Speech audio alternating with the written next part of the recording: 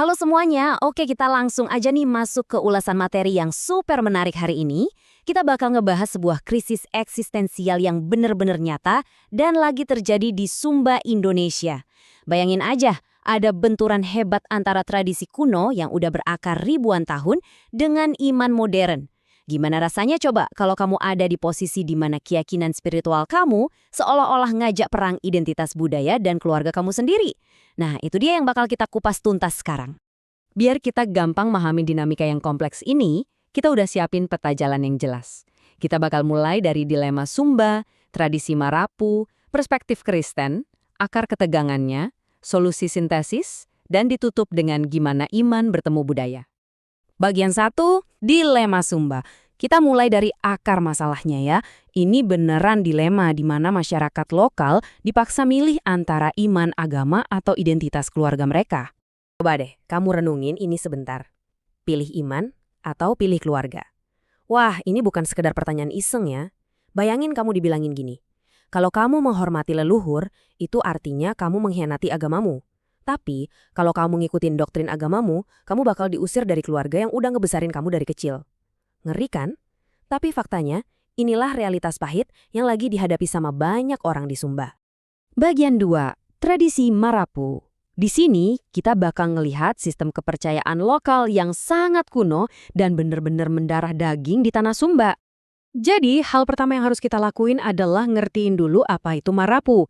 Kalau diterjemahin secara harfiah, Marapu itu artinya mereka yang telah tuntas atau mereka yang udah selesai. Ini merujuk ke sistem kepercayaan yang fokus utamanya itu ke roh para leluhur yang udah meninggal. Nah, leluhur ini dipercaya bertindak sebagai mediator atau perantara spiritual antara manusia dengan Sang Pencipta. Dari penelitian ini, kita bisa lihat sesuatu yang luar biasa. Ritual ngasih makanan buat roh-roh ini tuh bukan sekedar tahayul atau kebiasaan aneh loh. Ada nilai-nilai inti yang kuat banget di baliknya.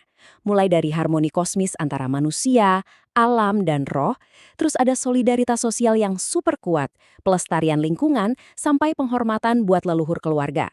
Jadi, ritual ini ibarat lem ajaib yang merekatkan harmoni semesta dan hubungan sosial mereka. Bagian 3, perspektif Kristen. Nah, sekarang kita lihat dari sisi gereja yang membawa doktrin baru ke wilayah ini. Pasti pada penasaran kan, apa sih yang sebenarnya ditakutin sama gereja di situasi kayak gini? Jawabannya satu kata, sinkretisme. Buat kamu yang mungkin belum tahu, sinkretisme itu pencampuran kepercayaan agama yang berbeda secara sembarangan, yang ujung-ujungnya malah ngilangin identitas asli dari agama itu sendiri. Gereja khawatir banget kalau kebiasaan ngasih makan roh leluhur ini bakal merusak kemurnian dari ajaran Kristen. Kekhawatiran gereja ini bukannya nggak berdasar ya. Kalau merujuk pada teks-teks dari tradisi mereka, khususnya kayak di surat Timotius, aturannya tuh jelas banget. Kristus adalah satu-satunya pengantara antara Tuhan dan manusia. Titik. Jadi secara doktrin teologis, bener-bener nggak ada ruang sama sekali buat roh leluhur untuk ikutan jadi perantara. Kalau kita jejerin dua pandangan ini berdampingan, waduh, kelihatan banget jalan buntunya. Di satu sisi, tradisi Marapu bilang roh leluhur itu perantara yang wajib ada. Di sisi lain, doktrin Kristen bilang Kristus itu mediator tunggal dan interaksi sama roh itu dilarang keras. Ibarat air sama minyak, susah banget dicampurnya kan? Bagian 4, akar ketegangan. Nah, untuk mecahin masalah segede ini, kita harus bongkar dulu nih. Apa sih yang bikin apinya terus nyala? Analisis dari skripsi ini nemuin ada 3 faktor utama yang jadi bensin buat ketegangan ini. Pertama, teologis, ya yang tadi kita bahas, soal konflik doktrin perantara keselamatan. Kedua, sosial, ada tekanan yang luar biasa berat dari klan mereka, atau yang biasa disebut kabihu.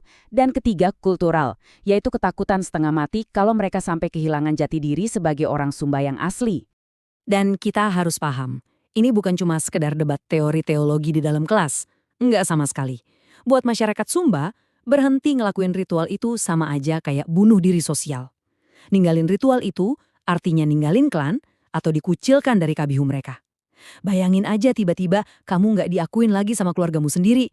Gila kan dampaknya? Bagian 5. Solusi sintesis.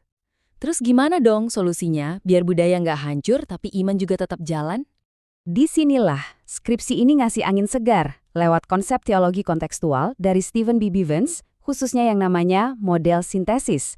Model ini dipakai di penelitian tersebut sebagai alat ukur dan sekaligus ngasih jalan keluar teologis buat nyari harmoni di tengah konflik.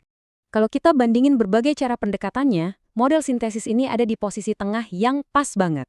Pendekatan eksklusivisme kan nolak budaya lokal mentah-mentah, ujung-ujungnya bikin orang merasa terasing. Kalau akomodasionisme, dia nerima budaya apa adanya, tapi malah bikin imannya jadi kabur atau sinkretis. Nah, sintesis ini beda. Dia milih jalan pemurnian dan dialog. Hasilnya, iman tetap relevan dengan budaya, tapi identitas asli nggak hilang. Win-win solution banget kan? Yang keren dari solusi sintesis ini adalah gimana dia ngerubah cara pandang kita 180 derajat. Dulu, ritual nyimpen makanan dianggap sebagai penyembahan roh secara harfiah. Ini yang ditentang sama gereja. Tapi dengan sintesis, praktek ini dimaknai ulang. Ngasih makanan dilihat sebagai bentuk rasa hormat, kenangan manis, dan cinta kasih kepada keluarga yang udah meninggal. Jadi maknanya digeser biar sejalan dengan ajaran kasih Kristen, bukan lagi dianggap sebagai penyembahan berhala. Cerdas banget ya? Bagian 6, iman bertemu budaya. Ini adalah bagian terakhir kita di mana kita bakal lihat gimana semua ini ngebentuk sebuah harmoni.